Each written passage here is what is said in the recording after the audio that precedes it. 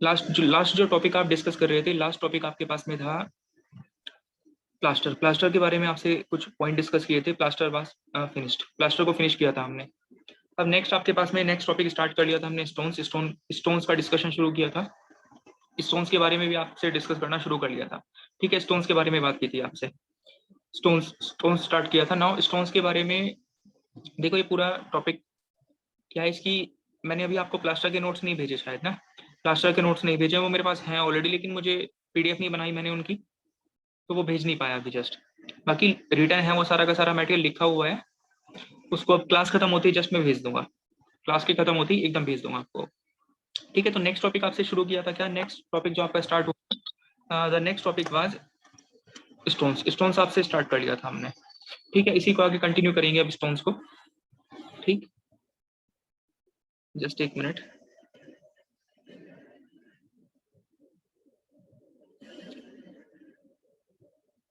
So next है आपके पास में स्टोन्स है।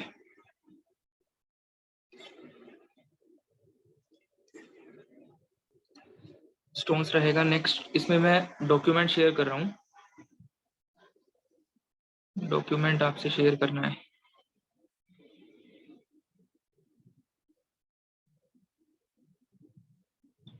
ये डॉक्यूमेंट है, ठीक है, ये डॉक्यूमेंट है। एक्चुअली यहाँ पे हो सकता है कि थोड़ा सा इतना प्रॉपरली आपको चीजें इसमें इतना साफ साफ नहीं लिखा हुआ है, इस वाली फाइल में इतना साफ नहीं लिखा हुआ है। बाकी मेरे पास एक दूसरी फाइल भी है, उसमें और ज्यादा क्लियरिटी से मैंने सारे के सारे पॉइंट लिख रखे हैं, तो वो भी मैं आपको सेंड कर दूंगा क्लास खत्म होने के बाद। ठीक, अभी जस्ट आप इसमें से समझते रहो आराम से। क्लास खत्म होने के बाद में एक दूसरी फाइल भी है जिसमें ज्यादा साफ साफ लिखी हुई है चीजें, वो भी मैं आपको सेंड कर दूंगा। ठीक है, वो वाली फाइल भी मैं आपको सेंड कर दूंगा, प्लास्टर की फाइल भी मैं आपको सेंड कर दूंगा, और ये जो स्टोन्स की फाइल है वो वाली भी आपको दोनों सेंड कर दूंगा। बस जस्ट आपको यहाँ पे क्या करना है, समझना है, ये पूरा का पूरा जो टॉपिक है आपका, पूरा का पूरा टॉपिक जस्ट एक तरह से याद करने वाला टॉपिक है कंप्लीट। अगर आप देखोगे तो क्वेश्चंस का पैटर्न उठा के देखो, इस पूरे के पूरे चैप्टर में अलग अलग तरह के आपको एग्जाम्पल यहाँ पे मेनली आपको याद करने पड़ते हैं। इस पूरे टॉपिक में अगर आप क्वेश्चन उठा के देखो तो लगभग 70 to 80% जो क्वेश्चन आपसे पूछे गए हैं आज तक, वो पूछे गए हैं एग्जाम्पल्स के ऊपर। आपको कोई भी एक नाम मेंशन करके देंगे कि बताइए लाइमस्टोन किसका एग्जाम्पल है। लाइमस्टोन एक आपका इग्निशियस रॉक है, सेडिमेंट्री है, मेटामॉर्फिक है, स्ट्रेटिफाइड रॉक है, फोलिएटेड रॉक है, अनस्ट्रेटिफाइड रॉक है, आर्ग्लेशियस है। इस सब में से बताना है आपको कि कौन सा टाइप का रॉक है लाइमस्टोन। आपको कोई भी नाम मेंशन कर देगा, वहां पे बोल देगा बताओ ग्रेनाइट, ग्रेनाइट कौन सा होता है, फोलिएटेड होता है, स्ट्रेटिफाइड होता है, अनस्ट्रेटिफाइड होता है, कैल्शियस है, आर्ग्लेशियस है, सेडिमेंट्री है, इग्निशियस है, बताना पड़ेगा आपको। तो इंपॉर्टेंट क्या है कि आपको हर एक जो भी टर्म आप यहाँ पे डिस्कस करोगे उनके एग्जाम्पल्स बहुत इंपॉर्टेंट बन जाएंगे आपके लिए, उन सबके एग्जाम्पल आपके लिए बहुत इंपॉर्टेंट बन जाएंगे इस पूरे के पूरे टॉपिक में। तो मैं इसको क्यों बोल रहा हूँ कि इसमें आपको थोड़ा सा याद करनी पड़ेगी चीजों को। अभी जैसे आप टॉपिक में आगे बढ़ोगे तो आपको खुद से खुद आइडिया लग जाएगा कि हाँ, इस टॉपिक में आपको क्यों मेमोराइजिंग पावर अच्छी चाहिए, क्यों याद करना पड़ जाता है आपको बहुत सारी चीजों को। देखो जरा अभी जस्ट शुरू कर रहे हैं। जैसे कि सबसे पहले आपके पास में क्या है, ये तो कुछ बेसिक पॉइंट है जस्ट कि भाई स्टोन क्या होता है। ठीक है, इसमें ऐसा जितना कोई बताने लायक है नहीं चीज। स्टोन होता क्या है आपको भी बताया, स्टोन क्या है, हार्ड सब्सटेंस होता है। स्टोन होता क्या है, सिंपल एक हार्ड सब्सटेंस होता है जो कि फॉर्म्ड होता है किससे, बेसिकली उन मिनरल से जो कि प्रेजेंट थे किसके अंदर, रॉक्स के अंदर। आप यहाँ पे पढ़ के देखो कि बेसिकली क्या होता है, एक हार्ड सब्सटेंस है which is formed from the minerals, which are present in the rocks. So वो मिनरल जो कि आपके रॉक्स में प्रेजेंट होते हैं, उन मिनरल से आपका क्या फॉर्म होता है, स्टोन फॉर्म होता है। अब मैं सिंपली यहाँ पे आसान भाषा में आपको डिफाइन करके बताऊं, स्टोन क्या है, एक तरह से डिसइंटीग्रेटेड पार्ट है किसका, रॉक्स का। बस stone is the disintegrated part of a rock. एक रॉक का जो छोटे पार्ट है, डिसइंटीग्रेटेड पार्ट है, वेदर्ड मटेरियल है एक रॉक का, उसी को क्या बोलोगे आप, स्टोन बोलोगे। ये जो एग्रीगेट होते हैं आपके, कोर्स एग्रीगेट जो होते हैं, कोर्स एग्रीगेट एक तरह से स्टोन ही तो होते हैं। Coarse aggregates are stones only, coarse aggregate एक तरह से स्टोन ही होते हैं। और वो बनते कैसे हैं कोर्स एग्रीगेट, सिंपल आप जानते हो कि भाई डिसइंटीग्रेशन ऑफ रॉक से बनते हैं। जो ग्रेवल होते हैं आपके, ग्रेवल जो होते हैं कोर्स एग्रीगेट जिसको आप यूज करते हो अपना कंक्रीट बनाने के लिए, ग्रेवल जो होते हैं कोर्स एग्रीगेट जिनको हम कंक्रीट बनाने के लिए यूज करते हैं, वो एक तरह से क्या होते हैं, रॉक्स का ही तो डिसइंटीग्रेटेड पार्ट होता है। सो सिंपल उसी को आप स्टोन भी बोलते हो, ग्रेवल बोल दो, स्टोन बोल दो, कोई फर्क थोड़ी पड़ रहा है। ठीक है, ग्रेवल बस एक स्पेसिफिक साइज के होंगे, स्टोन में थोड़ा सा बड़े साइज के पार्टिकल भी कवर हो जाएंगे। सो स्टोन क्या है, जस्ट एक तरह से सिंपल डिसइंटीग्रेटेड पार्ट है किसका, रॉक्स का। Stone is the disintegrated part of the rock. Stone के अंदर भी क्या देखने को मिलेंगे आपको, मिनरल देखने को मिलेंगे। स्टोन के अंदर भी आपको क्या देखने को मिलेगा, मिनरल देखने को मिलेगा। स्टोन के अंदर भी आपको क्या देखने को मिलेगा, मिनरल देखने को मिलेगा। ठीक है, क्योंकि रॉक्स के अंदर कौन होगा, मिनरल होगा। रॉक्स के अंदर कौन होंगे, मिनरल होंगे। अब जब रॉक से स्टोन बन रहा है, जब रॉक से स्टोन बन रहा है तो स्टोन के अंदर भी कौन होंगे, ऑब्वियसली मिनरल प्रेजेंट होंगे। तो stone is the disintegrated part of the rocks. Hard होते हैं, हार्ड होते हैं, सबको पता है चीज। फॉर्म होते हैं फ्रॉम द डिसइंटीग्रेशन, डिसइंटीग्रेशन से बनते हैं। क्लियर है, ठीक है। चलो नेक्स्ट आपके पास में आया क्या, रोक। रोक के बारे में आप ऑलरेडी जानते ही हो। रोक का भी आपको पता है कि भाई रोक होता क्या है, रोक होता है aggregation of the minerals, aggregation of the minerals. Different different type of the rock forming minerals, different different type of the rock forming minerals, बहुत सारे रॉक फॉर्मिंग मिनरल्स, बहुत सारे रॉक फॉर्मिंग मिनरल्स आपका क्या फॉर्म करते हैं, जब वो मिनरल्स आपस में जुड़ते हैं, जब मिनरल्स आपके आपस में जुड़ते हैं तो वो क्या बनाते हैं, एक रॉक को फॉर्म करते हैं। ठीक, बहुत सारे number of rock forming minerals. ठीक है, सो रॉक्स होता क्या है, बेसिकली एग्रीगेशन होता है किसका, मिनरल्स का। Rock is an aggregation of the minerals. ठीक है, या फिर आप कह दो consolidation of the minerals, consolidation of the minerals, minerals का इकट्ठा होना, that is called as what, rock. Rock भी बेसिकली क्या है, एक तरह से हार्ड मास ही होता है। रॉक भी एक हार्ड मास ही होता है, एक कंसोलिडेटेड मटेरियल ही होता है रॉक भी। ठीक है, उसी रॉक का एक छोटा पार्ट, उसी रॉक का डिसइंटीग्रेटेड पार्ट क्या कहलाता है, स्टोन कहलाता है, स्टोन कहलाता है। हर एक रॉक का अपना एक स्पेसिफिक केमिकल कंपोजिशन होता है, हर एक रॉक का अपना एक स्पेसिफिक केमिकल कंपोजिशन होता है, और ये chemical composition rock to rock vary करता है। हर रॉक में अलग अलग केमिकल कंपोजिशन आपको देखने को मिलेगा। So every rock will have different different type of the chemical composition. Clear है। सो जस्ट यहाँ तक तो आपसे दो बेसिक पॉइंट डिस्कस करें कि भाई रॉक क्या होता है, स्टोन क्या होता है। Rock aggregation of the minerals, ठीक है, एग्रीगेशन ऑफ द मिनरल होता है, हार्ड मास होती है। अब उसी रॉक को डिसइंटीग्रेट करा दो आप, उसको छोटे छोटे पार्ट में ब्रेक कर दो, वो क्या कहलाएगा, स्टोन कहलाएगा। होते दोनों हार्ड ही हैं, होते दोनों हार्ड ही हैं। जैसे आप सिंपली रिलेट कर सकते हो, ग्रेवल होता है, ग्रेवल पार्टिकल क्या है, एक तरह से स्टोन ही तो है, उसका साइज छोटा है, पत्थर ही तो है वो। ठीक है, बनता कैसे है, डिसइंटीग्रेशन होने से रॉक का। अब यहाँ पे जस्ट आपका, जैसे मैंने बताया कि भाई बहुत सारे तरह के आपके पास different different type of rock forming minerals होते हैं। आपके पास क्या है, अलग अलग तरह के रॉक फॉर्मिंग मिनरल्स होंगे, different different type of rock forming minerals available होते हैं आपके पास में। सो आपके पास यहाँ से वो जो याद करने वाला पार्ट मैं आपको बता रहा था ना, वो शुरू हो जाता है। अब वो पार्ट स्टार्ट हो रहा है आपका कैसे, आपसे डायरेक्टली पूछेगा उठा के, बताओ which of the following is a rock forming mineral, which of the following is a rock forming mineral, इनमें से कौन सा एक रॉक फॉर्मिंग मिनरल है, इनमें से कौन सा वो मिनरल है जो कि रॉक को फॉर्म करेगा। तो ये कुछ एग्जांपल लिखे मैंने कि various rock forming minerals, quartz, feldspar, mica, dolomite. Dolomite important है, याद रखना, इंपॉर्टेंट है, याद रखना, डायरेक्टली क्वेश्चन है आपके पास में। इसी तरह के सारे आपके यहाँ पे क्वेश्चन निकल कर आएंगे इस पूरे के पूरे चैप्टर में। क्वार्ट्ज, फेल्डस्पार, माइका, डोलोमाइट, आपको चार नाम मेंशन करके देगा, वहां पे पूछेगा बताओ इनमें से कौन सा एक रॉक फॉर्मिंग मिनरल है।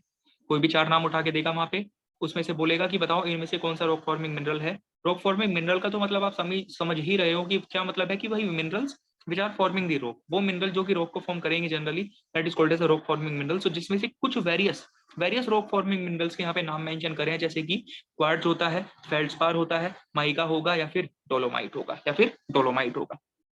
तो पहली बात तो एक क्वेश्चन को बहुत प्रॉपर्ली पढ़ना कि वो रॉक फॉर्मिंग मिनरल, वो मिनरल की बात कर रहा है, वो रॉक की बात कर रहा है, वो मिनरल की बात कर रहा है, वो रॉक की बात कर रहा है, दोनों चीजें अलग अलग हैं। मिनरल एक अलग चीज है, रॉक एक अलग चीज है। ठीक है, मिनरल्स के एग्रीगेशन से रॉक बनता है, मिनरल्स के एग्रीगेशन से रॉक बनता है। सो ये सब क्या है, मिनरल्स हैं, ये सब क्या है, मिनरल्स हैं। क्वार्ट्ज क्या है, एक मिनरल है। फेल्डस्पार क्या है, एक मिनरल है। माइका एक मिनरल है। डोलोमाइट क्या है, एक तरह से मिनरल है। क्लियर है, चलिए नेक्स्ट। अब यहाँ पे नेक्स्ट आगे आगे आपके पास में लिखा है, देखो यहाँ पे कुछ रॉक्स के भी आपको टाइप मेंशन कर रखे हैं, रॉक्स के कुछ एग्जांपल लिख के बताए हैं नीचे। Various type of the rocks used to extract building stones. अब आप यहाँ पे यहाँ से रिलेट भी कर सकते हो कि भाई बिल्डिंग स्टोन्स को आप एक्सट्रैक्ट कहाँ से करोगे, बिल्डिंग स्टोन्स को आप एक्सट्रैक्ट करोगे रॉक से ही। बिल्डिंग स्टोन्स को आप एक्सट्रैक्ट करोगे या फिर आप बोलो स्टोन्स को आप एक्सट्रैक्ट करोगे कहाँ से, रॉक से ही। अब एक्सट्रैक्शन करने के कौन कौन से तरीके हैं वो देखेंगे हम।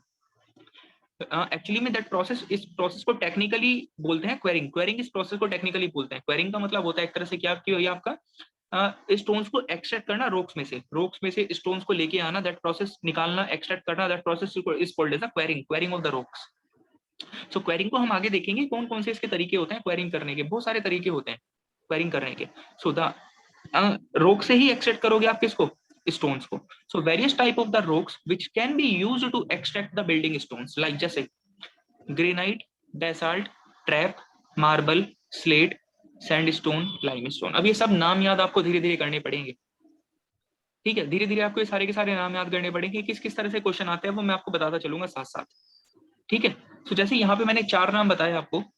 अब जस्ट मुझे ये बताओ कि जस्ट आप खुद से बताना, आप खुद से बताना कि various type of the rock forming minerals, कौन कौन से डिफरेंट डिफरेंट टाइप के रॉक फॉर्मिंग मिनरल आपके पास में हो सकते हैं, कौन कौन से डिफरेंट डिफरेंट टाइप के रॉक फॉर्मिंग मिनरल आपके पास में हो सकते हैं। क्वार्ट्ज हो सकता है, फेल्डस्पार हो सकता है, माइका हो सकता है, डोलोमाइट हो सकता है। इनको याद करते चलो, अदरवाइज भूल जाओगे, फिर कंफ्यूज हो जाओगे बिल्कुल, ठीक है। Quartz, feldspar, mica and dolomite. So various type of the rock forming mineral जो आपके पास में हो सकते हैं, कौन कौन से हो सकते हैं, दैट इज दैट में बी क्वार्ट्ज हो सकता है, फेल्डस्पार हो सकता है, माइका हो सकता है, डोलोमाइट हो सकता है। ये पॉइंट क्लियर है बिल्कुल। सो फर्स्ट पॉइंट आपको बताया कि भाई स्टोन क्या होता है, स्टोन आपने डिफाइन कर लिया है। नेक्स्ट आपसे बताया कि भाई रॉक क्या होता है, रॉक को आपने डिफाइन कर लिया कि हर एक रॉक का क्या है, अपना एक डेफिनेट केमिकल कंपोजिशन होता है, ठीक है। रॉक बेसिकली बनता है किससे, मिनरल से ही बनता है, मिनरल से बनता है। रॉक के अंदर आपको कुछ ना कुछ ऑर्गेनिक मैटर भी देखने को मिल सकता है, रॉक के अंदर आपको कुछ ना कुछ ऑर्गेनिक मैटर भी देखने को मिल सकता है। नेक्स्ट स्टोन्स, आज के टाइम पे अगर आप बात करो, करंटली आज के टाइम पे अगर, जैसे ये मैंने अब जस्ट यहाँ पे इसके बाद क्या डिस्कस करा कि कुछ रॉक फॉर्मिंग मिनरल्स के बारे में आपको बताया, जैसे कि क्वार्ट्ज, फेल्डस्पार, माइका, डोलोमाइट जैसे हो सकते हैं, या फिर various type of the rocks which can be used to extract the building stones, ये सब हो सकता है। Granite, basalt, trap, marble, slate, sandstone, ठीक है। जहां जहां पे याद रखना है वो मैं बताता चलूंगा आपको।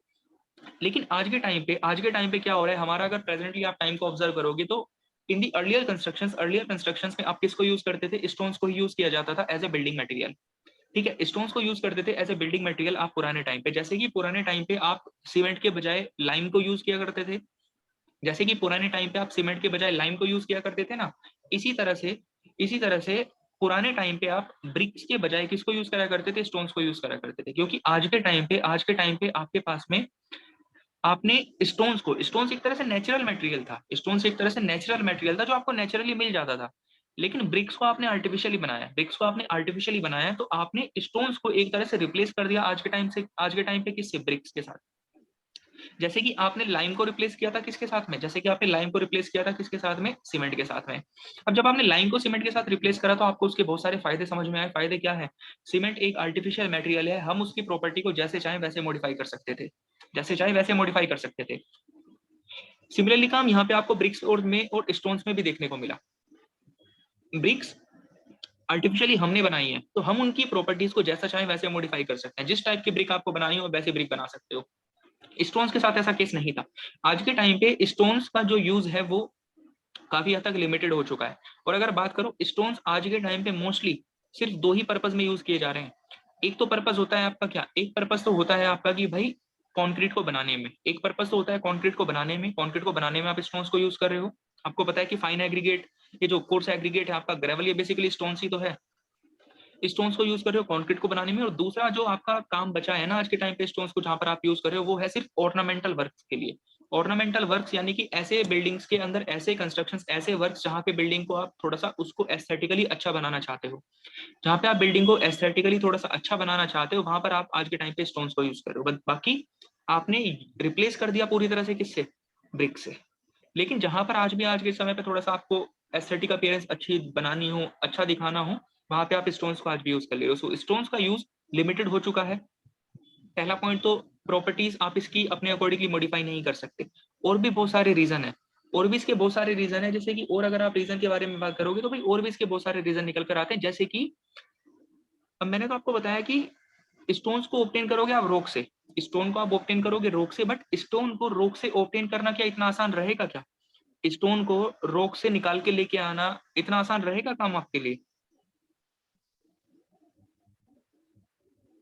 इतना आसान काम नहीं होता है। रॉक को ब्रेक करना पड़ता है, रॉक्स को ब्रेक करना पड़ता है, और रॉक्स को ब्रेक करने में बहुत ज्यादा मेहनत लगती है, बहुत ज्यादा मेहनत लगती है, बहुत अलग अलग तरह की प्रोसेस करी जाती है उसको ब्रेक करने के लिए। तो इतना इजी काम नहीं है कि आप गए रॉक को आपने ब्रेक करा दिया, इतना इजी काम नहीं होता वो, ठीक है। तो लिमिटेड हो चुका है इसका यूज आज के टाइम पे काफी हद तक, क्लियर है। चलिए, सो ये जस्ट आपको पॉइंट बताया कि stones has lost its importance in today's time. इसका रीजन क्या है, रीजन वही है कि भाई आपके पास में सिंपल, जैसे कि आपको कुछ पॉइंट बताए कि एक तो आसान नहीं है इसका यूज, इसको निकाल के लेके आना आसान नहीं होता। दूसरा क्या है आपके पास कि भाई अ, एक बेसिकली ये भी है कि प्रॉपर्टीज आप इसकी अपने अकॉर्डिंगली मॉडिफाई नहीं कर सकते हो, अपने अकॉर्डिंगली मॉडिफाई नहीं कर सकते हो, क्लियर है। नाउ नेक्स्ट आपको बताया कि वेरियस रॉक फॉर्मिंग मिनरल्स क्या हो सकते हैं, ये 4 नाम आपको याद रखने हैं, आपको क्वेश्चन दिखाई देंगे इन पे।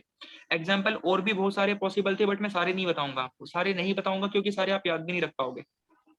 Various rock forming minerals, quartz हो सकता है, माइका हो सकता है, फेल्डस्पार हो सकता है, डोलोमाइट हो सकता है, इनको याद रखना। ठीक है, ठीक है, इनको याद रखना नाउ।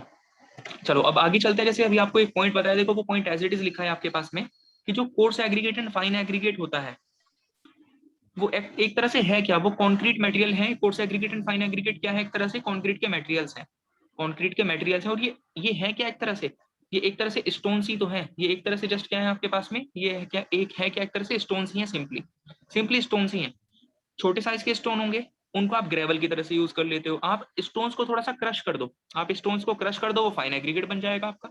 स्टोन्स को आप क्रश कर दो, बिल्कुल ब्रेक कर दो पाउडर के फॉर्म में, वो क्या बन जाएगा आपका, फाइन एग्रीगेट बन जाएगा। सिंपली होते क्या है एक तरह से, ये सिंपली एक तरह से स्टोन्स ही होते हैं। सो कोर्स एग्रीगेट फाइन एग्रीगेट है क्या, एक तरह से स्टोन्स ही है। चलिए, अच्छा ये जो आई थिंक ये मेरे ख्याल से इसमें तो कोई किस तरह का प्रॉब्लम नहीं होगा, तो जस्ट बेसिक पॉइंट था। ये सारे के सारे पॉइंट क्या थे, बिल्कुल बेसिक थे, इसमें ऐसा किसी को कोई किसी तरह की दिक्कत नहीं होगी समझने में। मुझे बताओ इसमें कोई किसी तरह का पॉइंट रिपीट करना है, कुछ बताना है इसमें दोबारा से, कोई पॉइंट ऐसा है जो आप रिपीट कर रहे हैं यहाँ पे।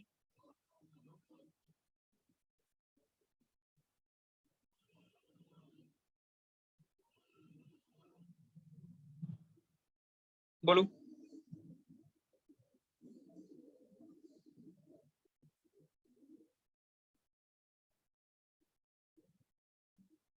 ओके, चलो ठीक है, ये था आपका जस्ट।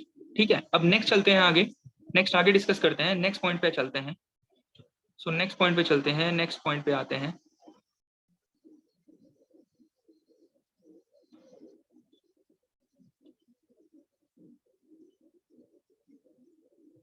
यस, पेज नंबर 2 पे आओ, पेज नंबर 2 पे आओ।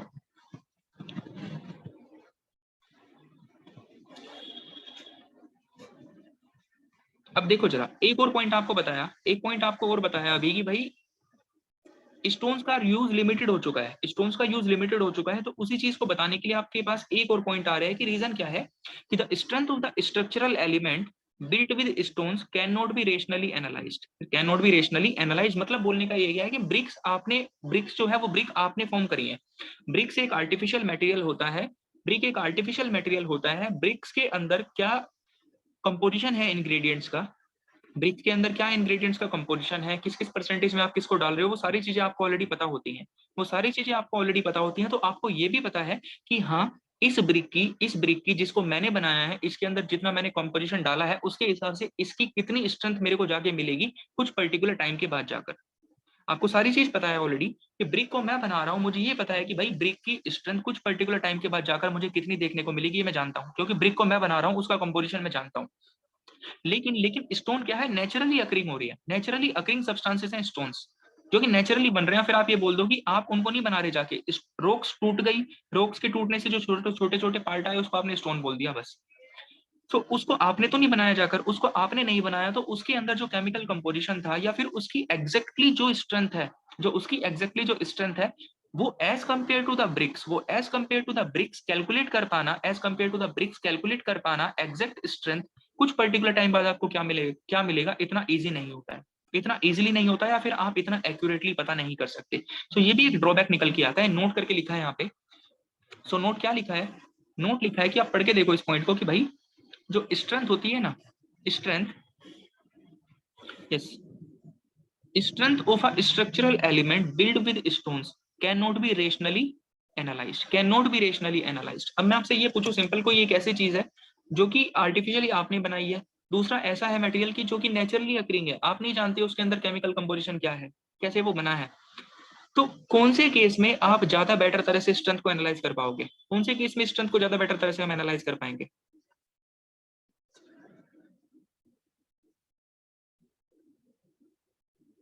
जिसको हमने बनाया है उस केस में हम बेटर तरह से स्ट्रेंथ को एनालाइज कर पाएंगे। सो स्ट्रेंथ का एनालाइज कर पाना, स्ट्रेंथ को एनालाइज कर पाना इतना इजी नहीं होता है in that case of the stone. So ये भी एक तरह से कहीं ना कहीं इसका ड्रॉबैक निकल कर आता है as compare to the BRICS.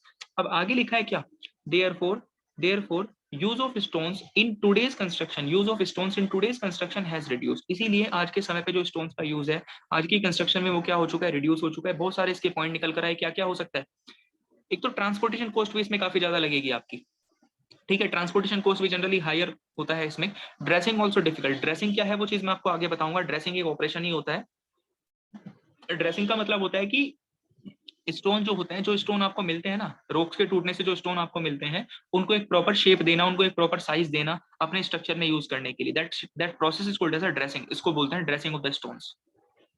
तो जो स्टोन्स आपको मिल रहे हैं रॉक्स के टूटने से, वो रॉक्स आपके ऐसा जरूरी तो नहीं है कि वो आपके स्ट्रक्चर में यूज करने के लिए एक एग्जैक्ट उनकी शेप हो, एक एग्जैक्ट उनका साइज हो, ऐसा नहीं होता।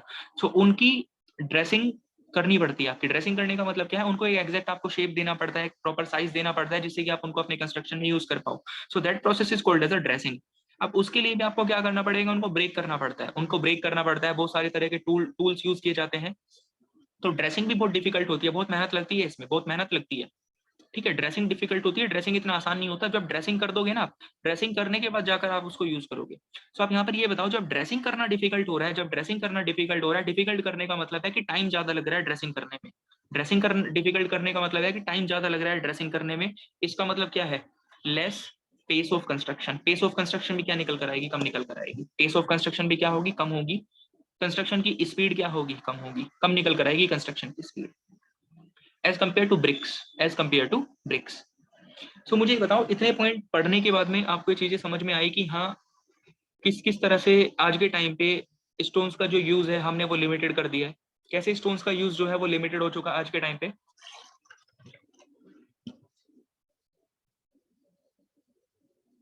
बोलो।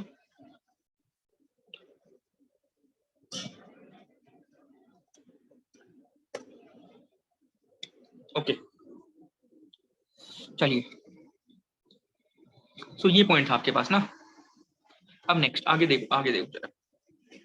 सो यहाँ तक का क्लियर है, यहाँ तक का सारा मैटर क्लियर है। अब जस्ट इसमें अब आगे डिस्कस कर, ये तो जस्ट कुछ बेसिक पॉइंट है। अब तक देखो यहाँ पे लिखा है नेक्स्ट, आपको मैंने बताया स्टोन, स्टोन आप किससे ऑब्टेन करोगे, स्टोन किससे ऑब्टेन करते हैं हम, रॉक से ऑब्टेन करते हैं। सो ये लिखा है यहाँ पे, stones obtained by rocks, arrow बना के लिखा हुआ है, stones obtained by rocks, stones obtained by rocks and rocks obtained by aggregation of the rock forming minerals। इसको पढ़ के देखो, आई थिंक शायद इतना हो सकता है कि ये शायद, इसको जूम कैसे करते हैं, इसको जूम कैसे करते हैं,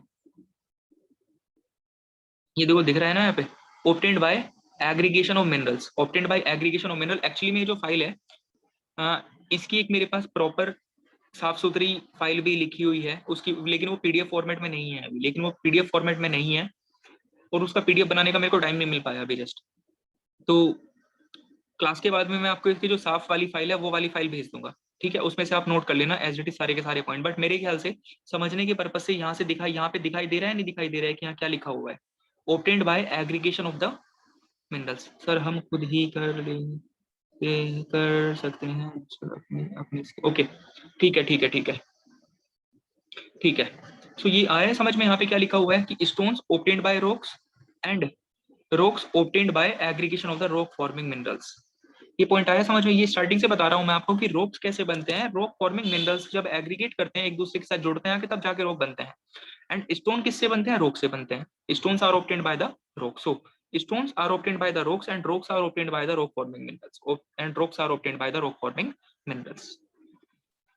बोलो यहाँ तक की कहानी, यहाँ तक के पॉइंट ये क्लियर है सभी को, ये पॉइंट्स क्लियर है सबको।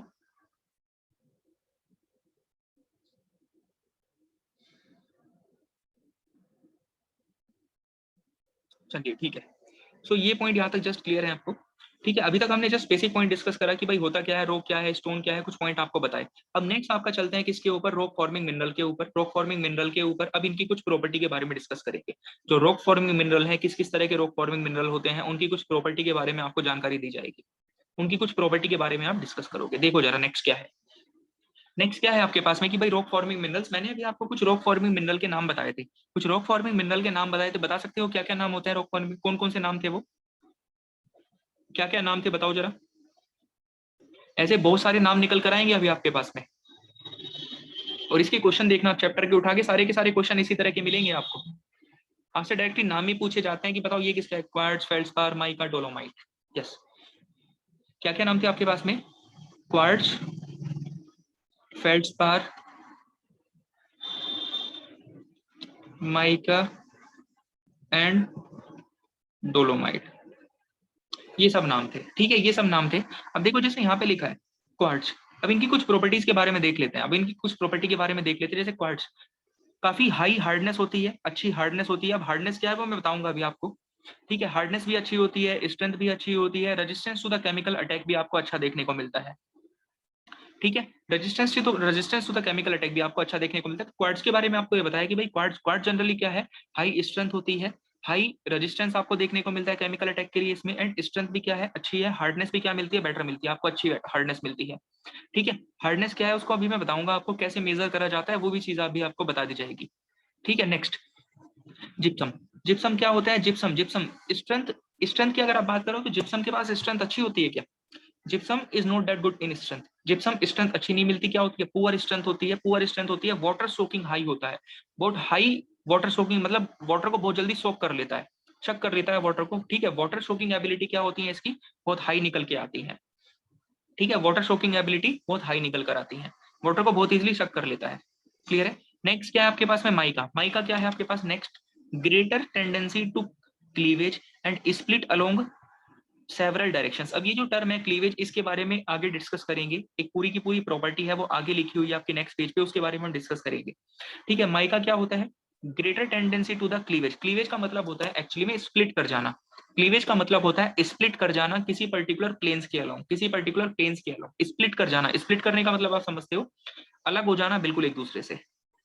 ठीक है, स्प्लिट का मतलब क्या है कि सेपरेट हो जाना, स्प्लिट कर जाना। सो क्लीवेज का मतलब होता है सेपरेट करने की टेंडेंसी, कितना ज्यादा मटेरियल में सेपरेट करने की टेंडेंसी है, that is called as a cleavage property.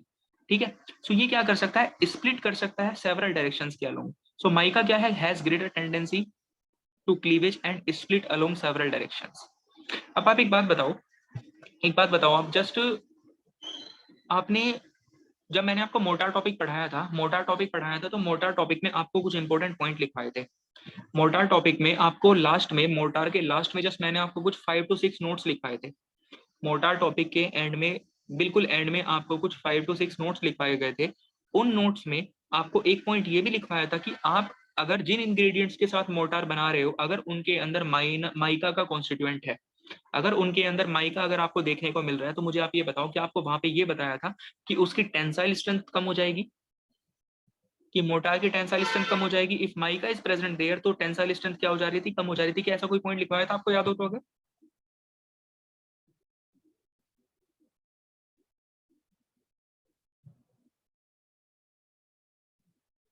Motor के लास्ट में कुछ आपको 5-6 नोट पॉइंट लिखवाए थे, 5 to 6 नोट पॉइंट लिखवाए थे आपको मोटार के लास्ट में, है ना। उसमें एक पॉइंट ये भी लिखवाया था कि अगर माइका वहां पे होगा सो टेंसाइल स्ट्रेंथ कम हो जाएगी, साथ साथ कॉम्प्रेसिव स्ट्रेंथ भी काफी हद तक अफेक्ट होती है। साथ साथ कॉम्प्रेसिव स्ट्रेंथ भी क्या होती है, काफी हद तक अफेक्ट हो जाती है। कॉम्प्रेसिव स्ट्रेंथ भी काफी हद तक अफेक्ट हो जाती है। पॉइंट लिखवाए थे आपको कुछ,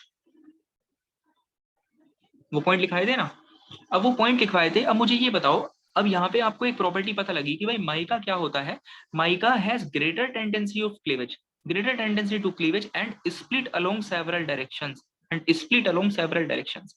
अगर आप इसको स्प्लिट करना चाहो, इसको अगर आप पकड़ के खींचो, अगर आप इसको पकड़ के खींचो, तो मैंने वहां पे लिखवाया था आपको कि अगर माइका है तो टेंसाइल स्ट्रेंथ कम हो जाएगी, टेंसाइल स्ट्रेंथ कम हो जाएगी, कॉम्प्रेसिव स्ट्रेंथ भी अफेक्ट हो जाती है। सो इससे आपको क्या ये समझ में आया क्या कि माइका की टेंडेंसी टू द क्लीवेज ज्यादा होती है, स्प्लिट करने की टेंडेंसी काफी हाई होती है। तो समझ में आया कि क्यों वो टेंसाइल स्ट्रेंथ कम हो रही थी वहां पे, टेंसाइल स्ट्रेंथ क्यों कम हो गई थी माइका के आते ही वहां पे। भाई माइका है इजीली स्प्लिट कर जाएगा, तो जैसे ही अगर माइका था वहां पे आराम से वो स्प्लिट हो जाएगा, मतलब क्या हो गया, टेंसाइल स्ट्रेंथ कम हो गई। बोलो आया नहीं आया समझ में?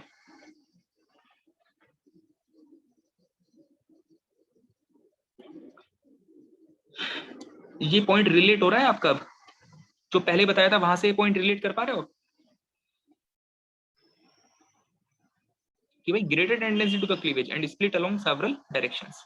सो इसीलिए वहां पे बताया था कि अगर मोटार जिससे आप बना रहे हो मोटार को, अगर वहां पे माइका प्रेजेंट होगा, सो आपको क्या देखने को मिलेगा, टेंसाइल स्ट्रेंथ आपको काफी हद तक रिड्यूस देखने को मिलेगी। और मेरे ख्याल से वही जो एज इट इज स्टेटमेंट आपने लिखा था ना, वो जो माइका वाला आपने एग्जैक्टली स्टेटमेंट लिखाया था मैंने आपको, वही सेम स्टेटमेंट आपने देखा होगा, आपका प्रीवियस ईयर का क्वेश्चन भी था एसएससी जेईई का, 2-3 साल पुराना क्वेश्चन था आपका एसएससी जेईई का। Just same to same statement problem SSC JEE में पूछा गया है 2-3 साल पहले, सेम स्टेटमेंट प्रॉब्लम।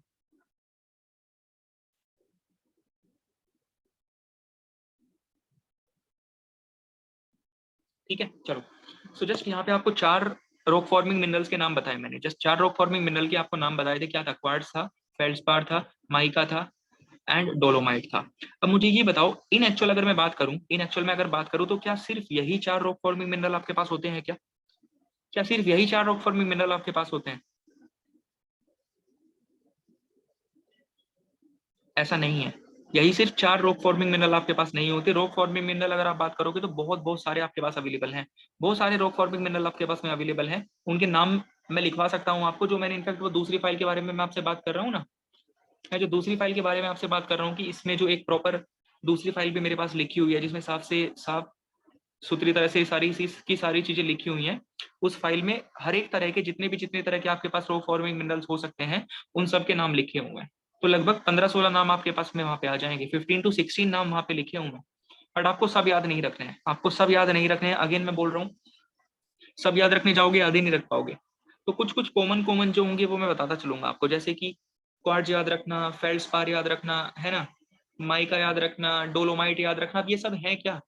ये सब है आपके मिनरल्स हैं। ये सब याद रखना कि ये सब क्या है? मिनरल्स हैं। They all are the rock forming minerals. इनसे रॉक बनेंगे। चलिए नेक्स्ट चलते हैं आप आगे। नेक्स्ट, यस ये नेक्स्ट है। हाँ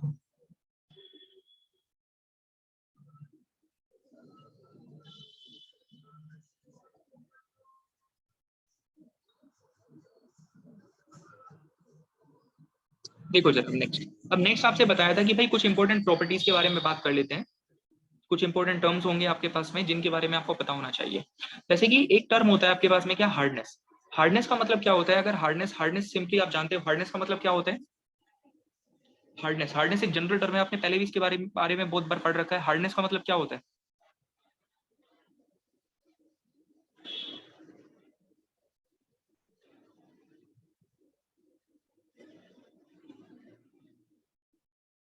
हार्डनेस का मतलब क्या है?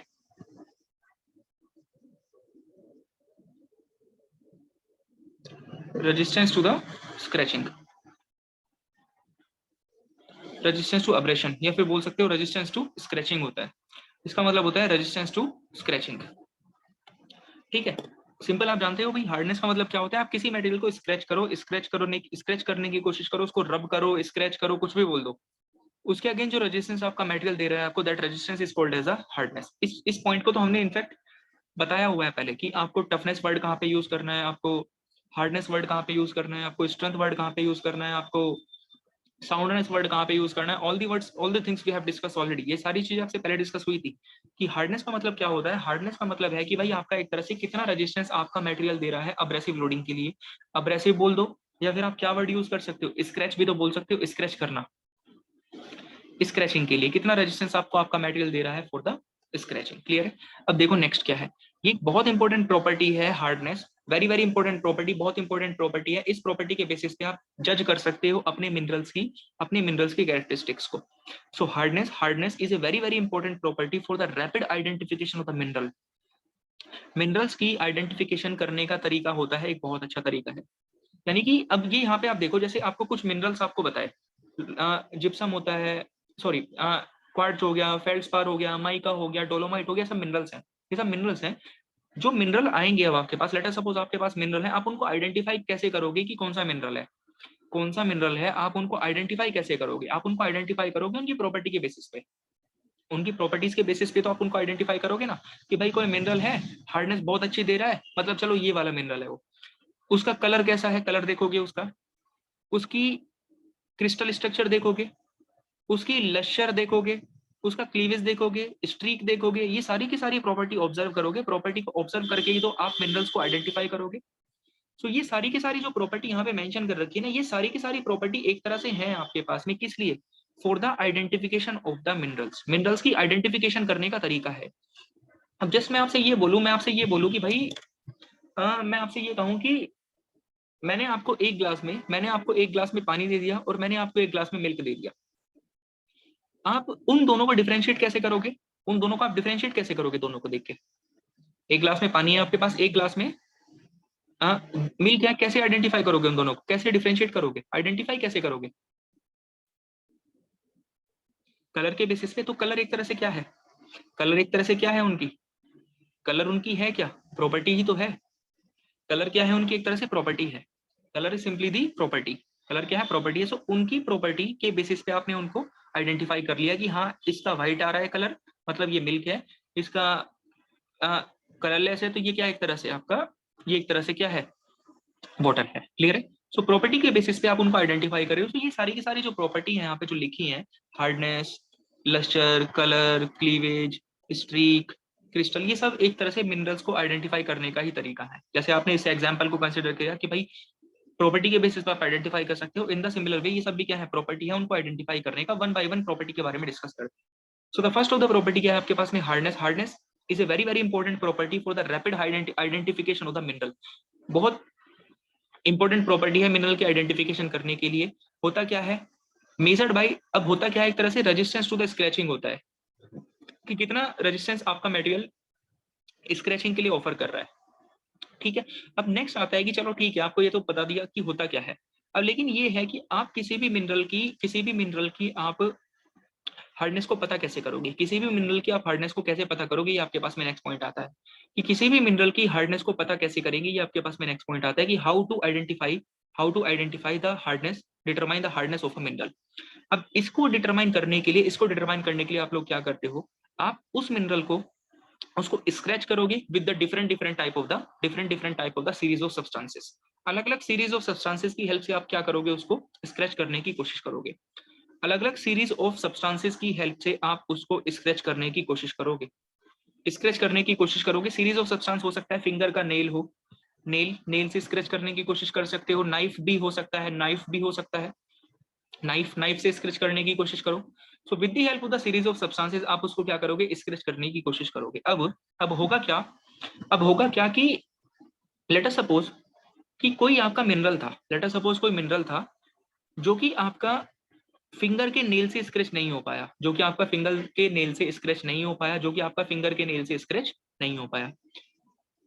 तो क्या ये मिनरल जो कि फिंगर के नेल से स्क्रैच नहीं हो पाया, क्या वो नाइफ से भी स्क्रैच नहीं हो पाएगा? क्या वो नाइफ से भी स्क्रैच नहीं हो पाएगा?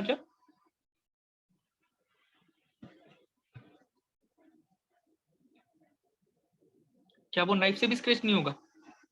अगर फिंगर, हो सकता है, बिल्कुल हो सकता है। फिंगर के नेल से स्क्रैच नहीं हो पाया, इसका मतलब ये नहीं कि वो नाइफ से स्क्रैच नहीं होगा, नाइफ से स्क्रैच हो सकता है। तो ये पॉइंट आता है आपके पास कि आपने क्या करा, एक पर्सन हुआ आपके पास, MOHS, मोज, MOH, मोह, एक पर्सन हुए इस नाम के। तो इन्होंने अपना पर्टिकुलर एक स्केल डेवलप कर दिया, मोज स्केल। सो अब क्या है? हार्डनेस बताएगा क्या आपको? रेजिस्टेंस टू द स्क्रैचिंग बताएगा। पता कैसे करोगे भाई? Scratching the minerals with different different series of the substances. अलग अलग सीरीज ऑफ सब्सटेंसेस की हेल्प से आप उसको स्क्रैच करके पता करोगे। अब लेट अस सपोज आपने कोई मिनरल कंसिडर किया, वो फिंगर नेल से स्क्रैच नहीं हो पा रहा। ठीक है, कोई दिक्कत नहीं है। आपने उसको नाइफ से स्क्रैच करने की कोशिश करी, उससे वो स्क्रैच हो गया। सो फिंगर नेल से स्क्रैच नहीं हो पाया, लेकिन नाइफ से स्क्रैच हो गया। सो ऐसे मिनरल के लिए जो कि फिंगर से स्क्रैच नहीं हो पा रहा, लेकिन लेकिन आपका नाइफ से स्क्रैच हो गया, मोहस ने क्या प्रोवाइड करवाया है? एक प्रॉपर पूरी की पूरी स्केल आपको प्रोवाइड करवा रखी है। एक स्केल आपको इन्होंने प्रोवाइड करवा रखी है। उस स्केल पे क्या है? डिफरेंट डिफरेंट नंबर्स क्या है? प्लॉटेड है। डिफरेंट डिफरेंट नंबर प्लॉटेड है, 1 2 3 4 5 6 7 8 9 10। डिफरेंट डिफरेंट नंबर्स क्या है? उसके ऊपर प्लॉटेड है। डिफरेंट डिफरेंट नंबर्स प्लॉटेड है।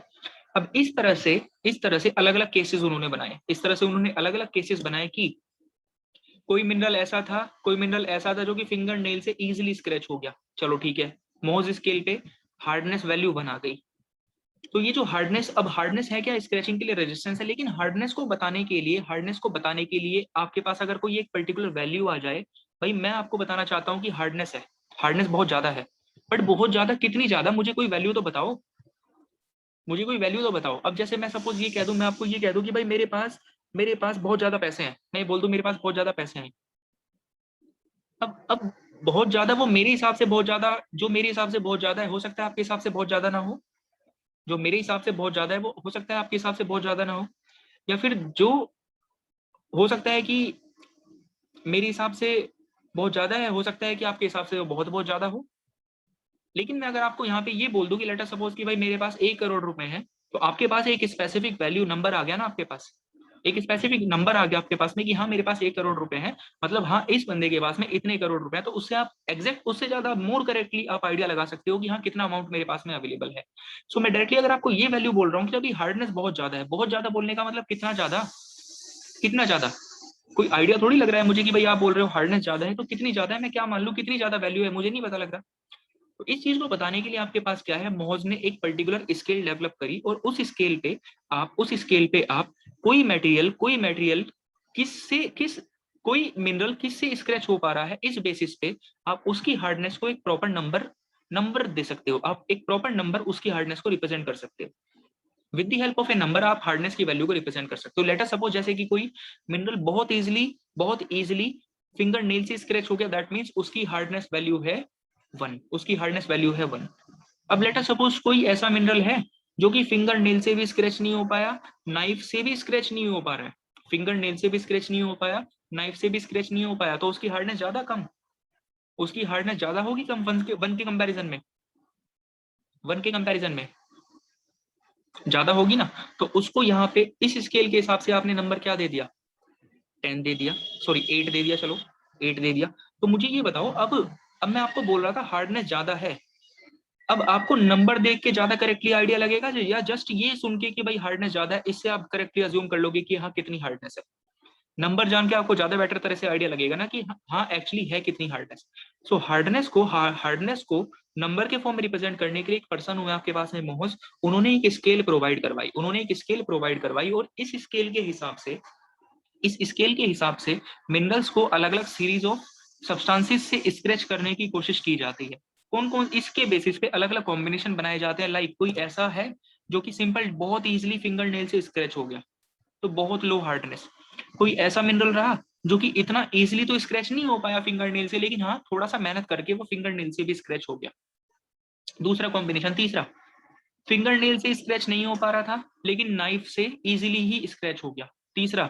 चौथा, फिंगर नेल से स्क्रैच नहीं हो पा रहा था, नाइफ के साथ स्क्रैच करने पे थोड़ा सा डिफिकल्टी के साथ स्क्रैच हो गया, ऐसे ऐसे करके कई सारे उन्होंने कॉम्बिनेशन बनाए और इस तरह से उन्होंने एक स्केल प्रोवाइड करवा दिया आपको। ठीक है, अब इस स्केल के बेसिस पे लगभग आपके पास में 9 to 10 मिनरल्स होंगे जिनके लिए स्पेसिफिक आपको मोहर स्केल नंबर की, मोहर हार्डनेस नंबर की वैल्यू बताई गई है। यानी कि जैसे मैंने आपको नंबर बताया ना यहाँ पे 1 2 3 4 इस तरह से 10 तक नंबर है आपके पास में, अलग अलग मिनरल को अलग अलग आपका नंबर प्रोवाइड करवाया गया है। जैसे कि अगर हम बात करें डायमंड के लिए नंबर जो प्रोवाइड करना चाहिए हार्डनेस का, वो सबसे कम होना चाहिए सबसे ज्यादा होना चाहिए,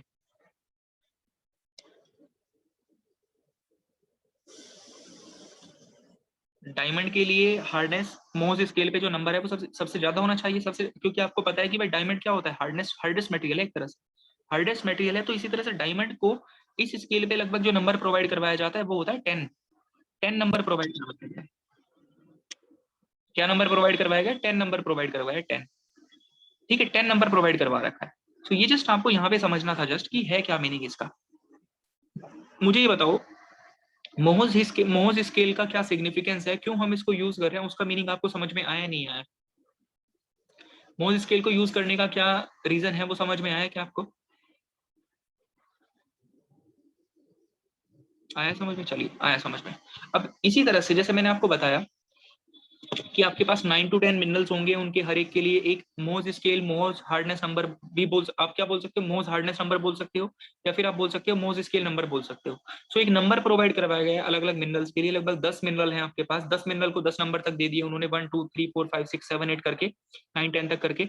अब इस स्केल में से भी क्वेश्चन आ रखा है आपके पास में, इस स्केल में से भी आपके पास क्वेश्चन आया कि सपोज भाई टोपाज है, टोपाज के लिए मोज हार्डनेस नंबर क्या दिया गया है, टोपाज है, टोपाज के लिए मोड हार्डनेस नंबर क्या दिया गया है, तो वो मैं आपको पूरा एक टेबल है, वो टेबल मैं आपको प्रोवाइड करा दूंगा, उससे आपको याद करना पड़ेगा।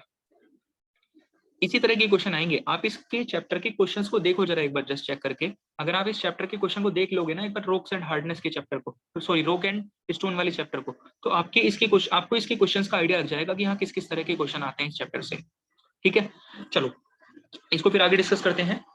अच्छा हाँ, सो क्या है आपके पास में नेक्स्ट प्रॉपर्टी, आपके पास में जो है नेक्स्ट होता प्रॉपर्टी क्या है आपके पास में।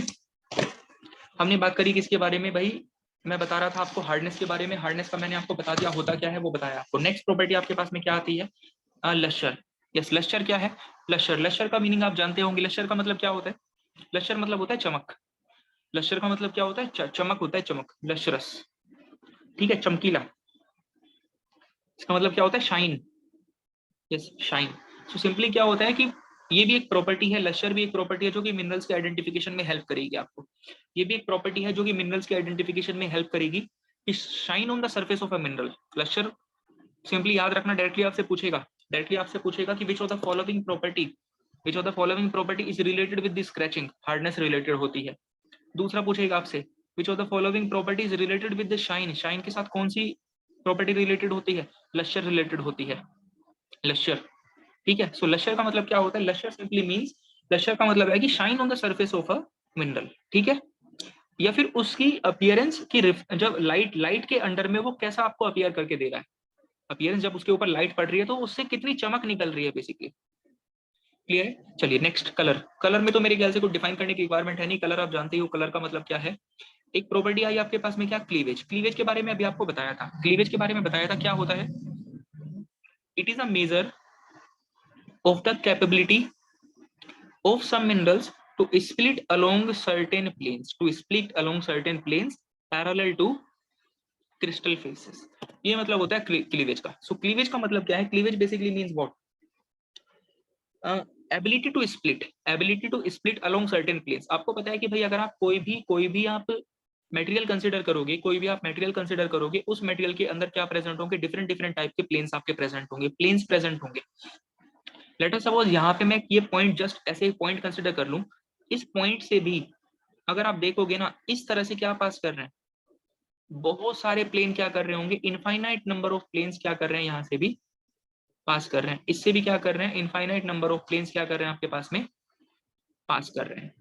सो इन प्लेन्स के अलोंग, ये जो प्लेन्स है ना, इन प्लेन्स के अलोंग कितना इजिली आपका मटेरियल स्प्लिट हो सकता है, that is represented by the property cleavage. इसी को रिप्रेजेंट करने के लिए आप क्या यूज करते हो, क्लीवेज यूज करते हो वर्ड। सो आया समझ में क्या मतलब होता है इसका, measure of the capability of some mineral to split along certain planes.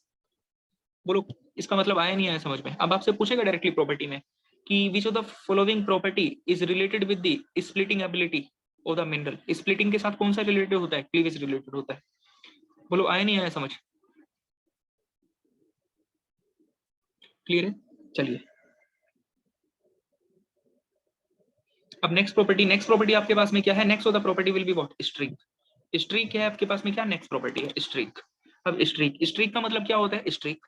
अब ऐसा नहीं है कि देखो क्या होता है, बहुत सारे मिनरल्स के साथ ऐसा होता है कि मिनरल्स मिनरल्स में be available in different different forms, they may be in the solid form और they may be in the powdered form, किसी भी फॉर्म में आपको मिल सकते हैं। सो जो मिनरल्स हैं, अब ऐसा भी कंपलसरी नहीं है कि उनका कलर आपको हर एक फॉर्म में सेम दिखाई दे। चांसेस हो सकते हैं कि कलर सॉलिड फॉर्म में कुछ अलग आपको दिख रहा है, लेकिन जब वो पाउडर्ड फॉर्म में आया तो उसका कलर चेंज हो जाए, ऐसा भी पॉसिबिलिटी है। सो स्ट्रीक बेसिकली क्या रिप्रेजेंट करता है, स्ट्रीक इसी चीज को रिप्रेजेंट करता है। So streak is the colour, streak is the colour of the mineral in powdered form. Streak is the colour of the mineral in powdered form. Powdered form में जो कलर होता है मिनरल का, दैट इज व्हाट, उसको कहते हैं streak, उसको कहते हैं स्ट्रीक। अभी डायरेक्टली प्रॉपर्टीज आपसे पूछेगा, उन्होंने कई प्रॉपर्टी पूछ रखी है इस तरह की, डायरेक्टली आपसे पूछता है कि कौन सा the colour of a mineral in powdered form, इस प्रॉपर्टी को क्या बोलते हैं, स्ट्रीक कहते हैं, इसको कहते हैं स्ट्रीक।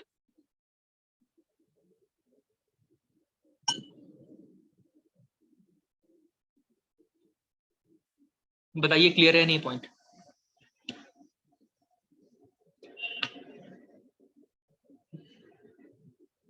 चलिए, और लास्ट एक आते हैं क्रिस्टल स्ट्रक्चर से रिलेटेड।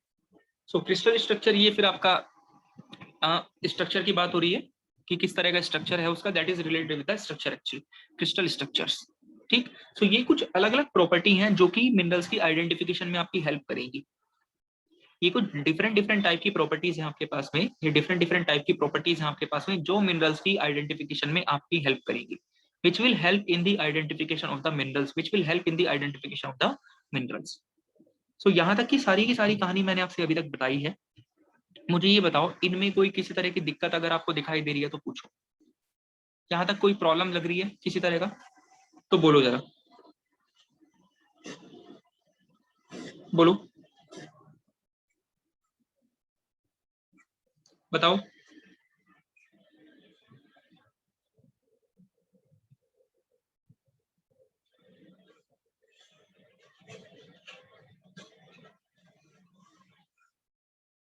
अच्छा, अब मुझे ये बताओ, जैसे कि मैं इतने जो मैंने चीजें अभी आपको बताई हैं, इस वाली पीडीएफ में कुछ पॉइंट्स ऐसे हैं जो कि शायद जो कि यहाँ पे नहीं लिखे हुए, कुछ पॉइंट्स ऐसे भी हैं जो कि इस पीडीएफ में नहीं लिखे हुए। मैंने बताया कि मेरे पास एक और पीडीएफ बनी हुई है, पीडीएफ मतलब वो एक और मेरे पास फाइल है, लेकिन वो हैंड रिटन फॉर्मेट में है। अभी वो हैंड रिटन फॉर्मेट में है, वो पीडीएफ फॉर्मेट में नहीं है। वो लिखे हुए नोट्स हैं मेरे, वो पीडीएफ फॉर्मेट में नहीं है। उसमें कुछ और एडिशनली अच्छे अच्छे पॉइंट्स हैं जो आपके काम आ सकते थे, लेकिन वो पॉइंट्स मैं आपको अभी कैसे प्रोवाइड करवाऊँ? क्लास के बीच में भेज देना। हाँ भेज देना। मैं चाह रहा था कि उनको क्लास में ही यहाँ पे अगर आपको रीड करा दूँ तो ज़्यादा बेटर रहेगा। अगर क्लास में ही अगर आप उनको रीड कर लेते ना तो ज़्यादा बेटर रहता। अगर आप मुझे सिर्फ 1 मिनट का टाइम दो तो मैं उनको यहाँ पे स्क्रीन पे डाल दूंगा। आप उसको फिर क्या कर लेना, स्क्रीनशॉट ले लेना उसका, है ना। 1 मिनट का टाइम दो जस्ट मुझे, मैं उसका फोटो लेता हूँ, उसका मैं फोटो लेता हूँ और फोटो लेके आपको यहाँ पे डाल देता हूँ। 3-4 पेज अपलोड कर लेता हूँ, ठीक है। 3-4 पेज ले लेता हूँ यहाँ पे। जस्ट 1 मिनट रुको जरा, 1 मिनट का वेट करो।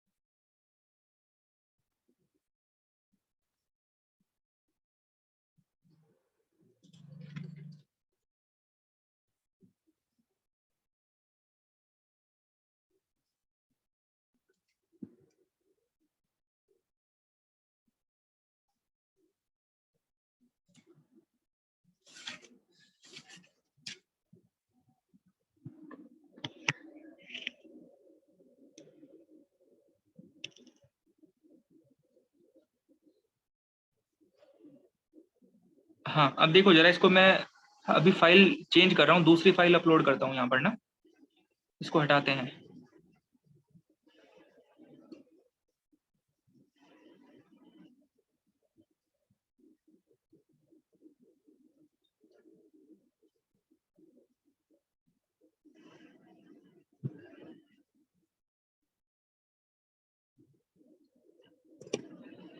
ये जूम हो रही है आपके यहाँ पे? हो गई, देखो यहाँ पर भी जूम हो गई है। अभी ये वाली फाइल देखना आप। ये सबको विजिबल है, प्रॉपर तरह से दिख रहा है सबको? ये बताओ, ये सबको क्लियर दिखाई दे रहा है? इसको थोड़ा सा मैं और सेंटर में लेके आता हूँ ना। ये सबको विजिबल है ना प्रॉपर?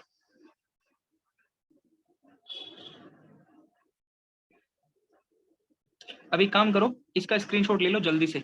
ये आपके नोट्स का, अब यहाँ पे मैं आपको ऑर्डर बता रहा हूँ, सीक्वेंस बता रहा हूँ, किस किस सीक्वेंस में आपको नोट्स बनाने हैं। वो जो पुरानी फाइल मैंने अभी आपको बताई थी ना, वो जो पुरानी फाइल मैंने आपको बताई थी, उस फाइल में जो पॉइंट्स थे वो सारे के सारे पॉइंट इस फाइल में भी हैं। नोट्स किस तरह से आपको बनाने हैं उसका ध्यान रखो, उसको सुनो जरा आराम से एक बारी। जो पुरानी फाइल थी, उस पुरानी फाइल में जो सारे के सारे पॉइंट्स मैंने बता रखे थे, वो सारे के सारे पॉइंट्स इस फाइल में भी मेंशन्ड है, इसमें भी मेंशन्ड है। सो आप एक काम करना, उस वाली फाइल में से मत नोट करना, इसी वाली फाइल में से नोट करना है। जो मैंने यहाँ पे इमेज अपलोड करी है ना अभी, इसी को आप नोट करना। ये जो इमेज मैंने भेजी है अभी आपको, इसी को आप नोट करना। ये आपके नोट्स का पेज 1 हो जाएगा। ये क्या है, आपके नोट्स का पेज 1 है। This is the page 1 of our notes. ये पेज 1 होगा आपके नोट्स का, या फिर इनफैक्ट मैं बाद में खुद भी भेज दूंगा आपको। आप नोट करना चाहोगे आप नोट कर लेना, मैं खुद भी भेज दूंगा आपको बाद में। इसको पढ़ के देख लो जस्ट एक बारी। इसमें कुछ एडिशनल पॉइंट भी होंगे आपके पास में, जैसे ये क्या है, स्टोन क्या है, ये तो हमने डिस्कस कर दिया था, इसमें कोई रिपीट करने वाली बात नहीं है। रॉक्स क्या होती हैं ये भी आपको डिफाइन करा दिया था आराम से। ठीक है, ये बताया था all the rocks have a definite chemical composition and are made up of the minerals and organic matter, ये पॉइंट आपको बताया था। ठीक है, ये पॉइंट भी आपको बताया था। Stones has loads is important in today's time and its used has shrunk to the decorative work. आपको बताया था कि स्टोन्स का यूज आज के समय पे मोस्टली डेकोरेटिव वर्क में ही होकर रह गया सिर्फ। And as an aggregate for concrete, and as an aggregate for concrete, clear है। उसके बाद नेक्स्ट आपको बताया था वेरियस रॉक फॉर्मिंग मिनरल्स, कौन कौन से, क्वार्ट्ज बताए थे, फेल्डस्पार बताए थे, माइका बताया था एंड डोलोमाइट बताया था, ये सब बताए थे आपको, ये सब मिनरल बताए थे ना आपको। अब लास्ट में मैंने आपको फिर ये भी कहा था कि इसका मतलब ये नहीं कि सिर्फ आपके पास यही 4 मिनरल पॉसिबल हैं, इसका मतलब ये नहीं कि सिर्फ यही 4 मिनरल अवेलेबल हैं आपके पास में, बहुत सारे और भी मिनरल हैं जो अवेलेबल हैं। अब वो बहुत सारे मिनरल कौन कौन से हैं, देखो जरा, ये सारे के सारे मिनरल हैं, ये सब मिनरल्स हैं, देख लो जरा इनको पढ़ के। Various minerals, the most common minerals constituent of building stones, quartz, feldspar, mica. अब ये देखो जरा, ये 3 नाम तो बताए थे आपको, एक कहाँ गया, डोलोमाइट भी बताया था ना, डोलोमाइट ये रहा। इससे अलावा और कौन कौन से पॉसिबल हैं, amphibole, pyroxene, olivine, talc, calcite, chlorite, garnet, pyrite, magnetite, limonite. आप ये बताओ मुझे सारे नाम याद रख पाओगे क्या? ये जितने भी नाम यहाँ पे लिखे हैं, 14-15 नाम लिखे हुए हैं, सब ये याद रख लोगे आप, 14-15 नाम?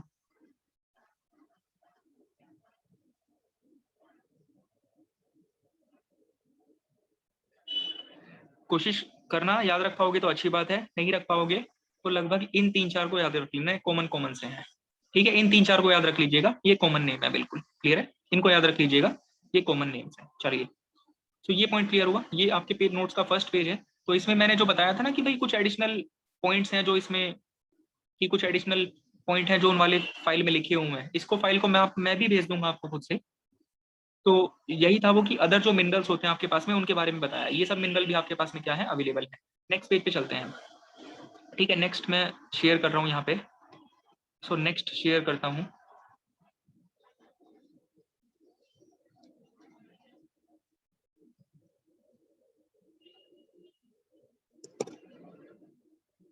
यस, ये देखो नेक्स्ट, इसको देखो जरा, ये है सेकंड आपका, ये क्लियर है सबको? ये क्लियर है, इमेज क्लियरली दिखाई दे रही है?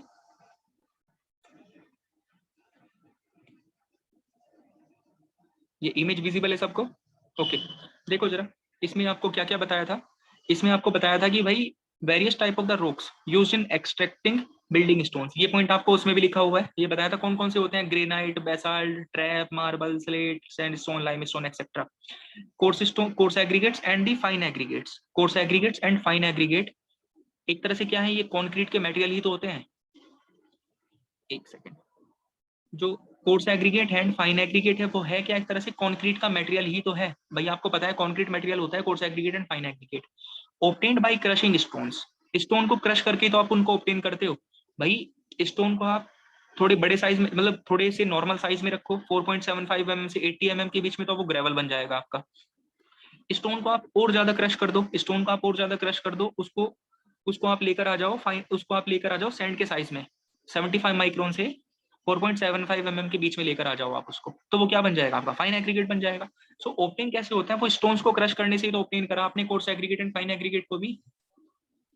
ठीक है, by crushing stones, are obtained by crushing stones. अब एक बात याद रखना, आज के टाइम पे जो मोस्टली आप कंक्रीट बनाते हो ना, मोस्टली जो आज के टाइम पे आप कंक्रीट बना रहे हो, उसके लिए इन टूडेज टाइम यहाँ पे मैं लिख दे रहा हूँ, इन टूडेज टाइम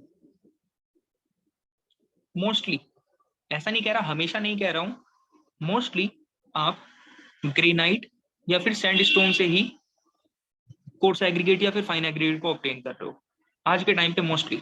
सो आज के टाइम पे मोस्टली जो कोर्स एग्रीगेट या फिर फाइन एग्रीगेट हम यूज कर रहे हैं, वो ग्रेनाइट या फिर सैंडस्टोन यूज कर रहे हैं ओनली।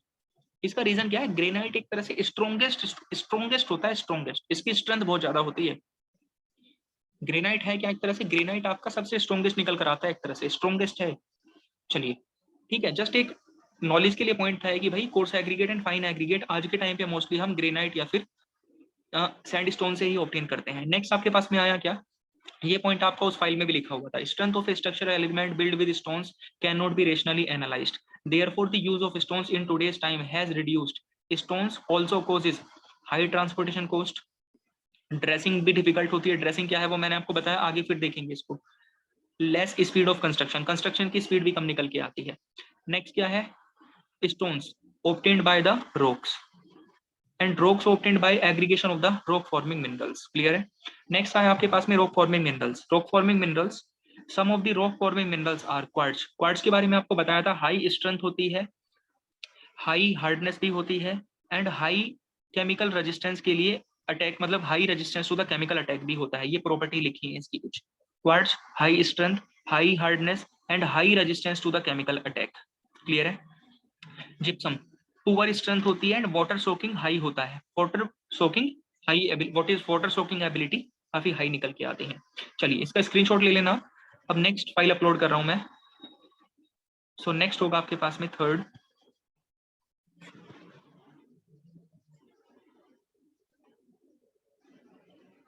सेकेंड, ये थर्ड है, देखिएगा जरा, ये थर्ड है, ये सबको दिखाई दे रहा है प्रॉपर्ली, ये दिखाई दे रहा है प्रॉपर्ली,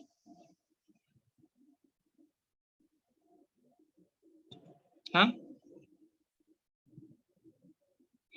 ओके। देखो देखो जरा इसमें माइका, इसके बारे में बताया था, माइका, माइका के बारे में आपको ऑलरेडी बताया था, माइका की क्या होती है प्रॉपर्टी की भाई, ग्रेटर टेंडेंसी टू क्लीवेज, मतलब स्प्लिट हो जाएगा easily, split along several directions, ये प्रॉपर्टी बताई थी इसकी ऑलरेडी आपको, तो वही सेम लिखी है यहाँ पर। माइका के बारे में बताया था कि भाई it has greater tendency to cleavage, cleavage का मतलब आप जानते ही हो कि भाई है क्या, ability to split, ability to split along several directions, along several plane, several planes के अलोंग क्या करना है, सेपरेट होने का या फिर स्प्लिट होने की टेंडेंसी कहलाती है। Now some of the important properties, इनके बारे में बता दिया आपको, कौन कौन सी प्रॉपर्टीज हैं, some of the important properties of mineral are as follow, hardness, hardness आपको बताया था, फर्स्ट प्रॉपर्टी बताया था आपको कि मोस्ट इंपॉर्टेंट प्रॉपर्टी है फॉर द रैपिड आइडेंटिफिकेशन, ये सब एक तरह से आइडेंटिफाई करने की प्रॉपर्टी है, इनको आइडेंटिफाई करने के तरीके हैं मिनरल्स को। सो ये सब मिनरल की बात चल रही है अभी तक, अभी तक हम रोक पे नहीं गए हैं, अभी हम किसके बारे में बात कर रहे हैं, मिनरल के बारे में बात कर रहे हैं, क्योंकि मिनरल के बारे में पता होगा तभी तो रोक बनेगा, मिनरल से ही तो रोक बनता है, ठीक है। सो ये सब किसकी प्रॉपर्टीज है, मिनरल की प्रॉपर्टीज हैं। Some of the important properties of the minerals are as follow, first hardness, most important property for the rapid identification of the mineral, rapid identification of mineral की सबसे इंपॉर्टेंट प्रॉपर्टी होती है, होता क्या है, scratching के लिए रेजिस्टेंस कितना मिल रहा है, that is called as the hardness, measured by scratching the materials with a series of substances, with a series of substances, ये पॉइंट तो आपको बताया था, वहां पे भी लिखा हुआ है एज इट इज। चलिए अब एक काम करो आप, पहले एक काम करो आप, हाँ चलो इसको बाद में देखेंगे। हाँ नेक्स्ट प्रॉपर्टी क्या है, क्लीवेज है, cleavage, it is the measure of the capability of some minerals to split along certain planes, along certain plane, this is called as the cleavage, यानी कि कुछ प्लेन्स के अलोंग स्प्लिट करने की tendency, that is called as what, cleavage property कहलाता है। The various type of the cleavages in the minerals are, बस इनके नाम याद रखना आप, basal, prismatic, cubic, rhombohedral, octahedral, कहीं पे आपसे नाम नाम पूछेगा और कुछ नहीं पूछेगा इसमें, ऐसे पूछ सकता है कि बताओ रोम्बाहेड्रल ये क्या होता है, एक तरह से is a type of cleavage है, simple is a type of cleavage है। ओक्टाहेड्रल क्या है, is a type of cleavage है, इनके बारे में डिटेलिंग आपको कोई डिस्कस नहीं करनी है, क्वेश्चन देखो आप, कोई कभी नहीं पूछ रहा, आप कहीं पे भी डिटेलिंग कुछ नहीं पूछ रहा आपसे कभी भी, अगर आप डिटेलिंग देखोगे तो वो सब आपका मेटेरियल साइंस का पार्ट होता है, फिर वो सब मेटेरियल साइंस मैकेनिकल इंजीनियरिंग वाले पढ़ते हैं इन सबको डिटेलिंग में जाके, ठीक है, प्रिज्मेटिक, क्यूबिक, रोम्बाहेड्रल, ओक्टाहेड्रल, ठीक है। चलिए देखो नेक्स्ट नोट करके लिखा हुआ है एक, hardness is measured by scratching the mineral with series of substances of known variations in hardness using the scale of Mohs। मुझे ये बताओ, ये वाला पॉइंट क्लियर है क्या सबको, नोट वाला, ये पॉइंट क्लियर है नोट वाला सबको, बोलो। चलिए अभी पर ये बताइए कि ये 3 पेज अभी तक आपसे मैंने डिस्कस करे हैं, ये 3 पेज अभी तक आपसे डिस्कस हुए हैं, इन तीनों पेजेस में किसी तरह का कोई डाउट है? कोई ऐसा स्टेटमेंट, कोई ऐसा पॉइंट जो आपको समझ नहीं आया हो? इन 3 पेजेस में कोई ऐसा स्टेटमेंट, कोई ऐसा पॉइंट जिसमें समझने में दिक्कत आ रही हो?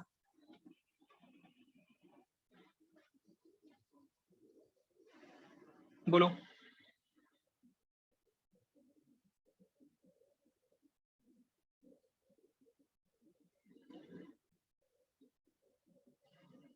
बताओ। इन 3 पेजेस में कोई ऐसा किसी तरह का पॉइंट जो दिक्कत क्रिएट कर रहा हो?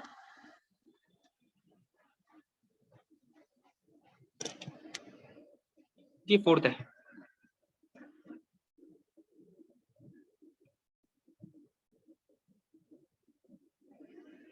चलिए, ये फोर्थ है आपके पास में। अब देखो जरा, मैंने आपको बताया था कि मोज स्केल के हिसाब से ना एक हार्डनेस नंबर दिया गया है अलग अलग मिनरल को, वही टेबल आपको यहाँ पे बनाकर दे रखी है। और इसमें से क्वेश्चन कौन सा पूछा है इन्होंने? ये पूछ रखा है, देखो। एक सेकेंड। इन्होंने जो है, यस, ये क्वेश्चन इन्होंने पूछ रखा है आपसे, रिसेंटली पूछा है। देखो, ऐसे ऐसे क्वेश्चन पूछते हैं। सो इधर क्या लिखा है? मोज हार्डनेस नंबर लिखा हुआ है, मोज हार्डनेस नंबर, और इधर क्या लिखा है? मिनरल लिखा है। आपको इनको याद रखना है टेबल को, क्योंकि इसमें से क्वेश्चन आ चुके हैं। टोक 1 होगा, जिप्सम के लिए 2 है, कैल्साइट के लिए 3 है, कैल्साइट के लिए 3 है। नेक्स्ट है आपके पास में एलोराइट है, वो आई थिंक मेरे ख्याल से नेक्स्ट क्या है आपके पास में? एलोराइट। ये शायद यहाँ पे प्रॉपर शो नहीं हो रहा। ALLO, एलो राइट, RITE, RIT, एलोराइट लिखा हुआ है ना वो। नेक्स्ट है एलोराइट है, फिर एपेटाइट है, ऑर्थोक्लेस है, फिर क्वार्ट्ज है, फिर टोपाज है, फिर सैफायर है, एंड लास्ट में क्या है? देखो, डायमंड है। डायमंड को देखो कितना नंबर दे रखा है इन्होंने, 10 दे रखा है। मुझे ये बताओ, सबसे टॉप पे जो 1 नंबर वाला है, ये सबसे सॉफ्टेस्ट होगा या सबसे हार्डेस्ट होगा? 1 नंबर वाला सबसे सॉफ्टेस्ट है, हार्डेस्ट है? सॉफ्टेस्ट है, ऑब्वियसली सॉफ्टेस्ट है। और जैसे जैसे आप नीचे जाते जा रहे हो, डायमंड आपको बताइए हार्डेस्ट होता है, तो नंबर बढ़ता जा रहा है, हार्डनेस क्या होती जा रही है? बढ़ती जा रही है। हार्ड क्या है? डायमंड देखो हार्डेस्ट है, हार्डेस्ट है। क्लियर है? अब ये नंबर याद रखना, इसमें से ये टोपाज वाला जो है, ये टोपाज वाला क्वेश्चन पूछ चुके पहले, टोपाज वाला पूछ चुके इस टेबल में से, तो कहीं से भी कोई दूसरा उठा के पूछ लेंगे। सो टोपाज के लिए कितना नंबर इन्होंने दे रखा है? टोपाज के लिए इस स्केल पे कितना नंबर प्रोवाइड करवाया गया है?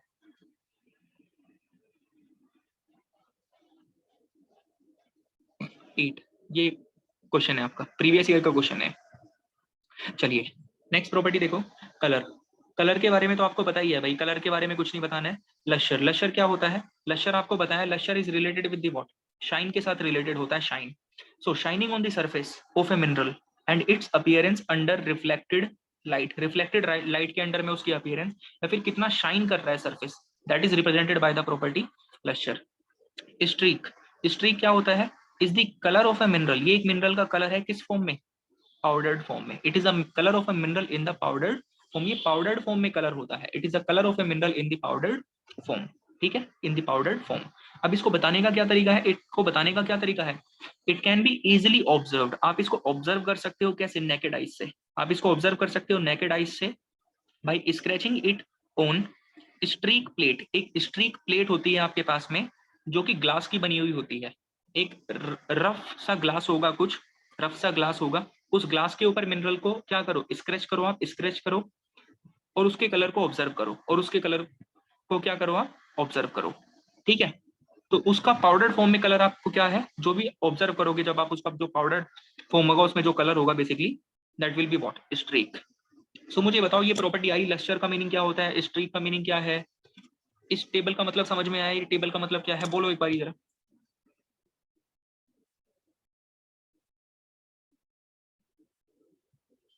बताओ, फिर आगे डिस्कस कर रहे हैं।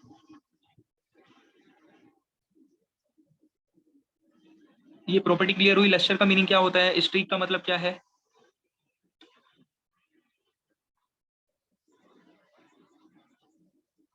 चलिए, सो नेक्स्ट पेज पे चलते हैं। ये टेबल इंपॉर्टेंट है, याद रखना इसको, इससे क्वेश्चन आया हुआ है रिसेंटली अभी आपका, इसका स्क्रीनशॉट ले लेना अगर लेना होता ना, बाकी मैं भेज दूंगा इसको खुद भी। चलिए नेक्स्ट पेज में अपलोड कर रहा हूँ। नेक्स्ट आपके पास में क्या,